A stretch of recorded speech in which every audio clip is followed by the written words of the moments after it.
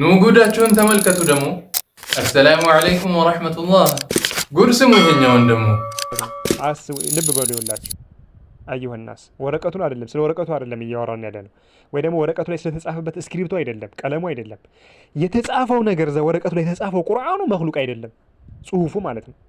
ምሳሌ ቁል ሁወላሁ አሐድ ይህ አሁን አህባሾች ዘንድ ቁል ሁወላሁ አሐድ አሁን ነው የቀራሁት ድምጼ ማለት ነው። ያኒ በድምጼ የቀራሁት ቁርአኑ መክሉቅ ነው እነሱ ዘንድ ላ በፍጹም መክሉቅ አይደለም። እንዴ ምንድነው ያለው ይሄ ሰውዬ? አሁን ሰምታችሁታል?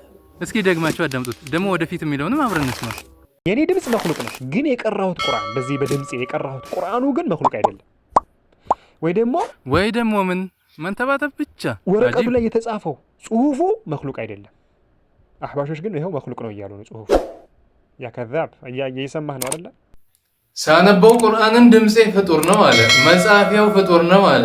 ከዚህ በፊት ድምጻቸው ቀርቶ ወረቀቱም ራሱ ፍጡር አይደለም ብለው ይከራከሩ ነበረ። አሁን ድምጹንም ፍጡር መሆኑን አመነ። አሁንም ገና ፊደሉንም ታምናላችሁ። የተጻፈው ፊደሉ ግን ፍጡር አይደለም አለ እና ፈጣሪ ነው እንዴ? ያ ጀማዓ ምን እያለ ነው ያለው? የአላሁ ሱብሓነሁ ወተዓላ ንግግር አዘልይ ሆኖ ነው ካለ ይህ ፊደል ታዲያ ጌታ ነው ልትለኝ ነው? ምን አይነት እምነት ነው እያመንክ ያለው አንተ ሰው? ወደ ልቦናህ እስኪ ተመለስ።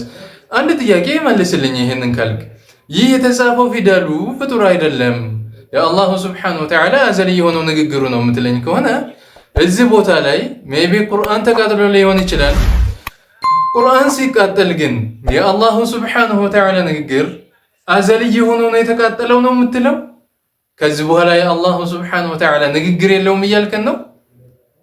በጭራሽ አይደለም። እዚህ ጋር የተጻፈበት ፊደሉ ምንድነው? ፍጡር ነው። ይሄ ቢቃጠል የአላሁ ሱብሓነሁ ወተዓላ አዘልይ ሆኖ ንግግር ተቃጥሏል አላህ አይናገርም አይባልም። ታዲያ እንዴት ብለህ ነው ይሄንን ፍጡር አይደለም የምትለው? ያ ጀማዓ እንዴት ነው የሚያስቡት እነዚህ ሰዎች? ወደ ልቦናችሁ አላህ ይመልሳችሁ። ሐቂቃውን የምትፈልጉ ከሆነ በተከታታይ የተሰሩ ቪዲዮዎች አሉ፣ ገብታችሁ እዩዋቸው። ወሰላሙ አለይኩም ወራህመቱላሂ ተዓላ ወበረካቱሁ።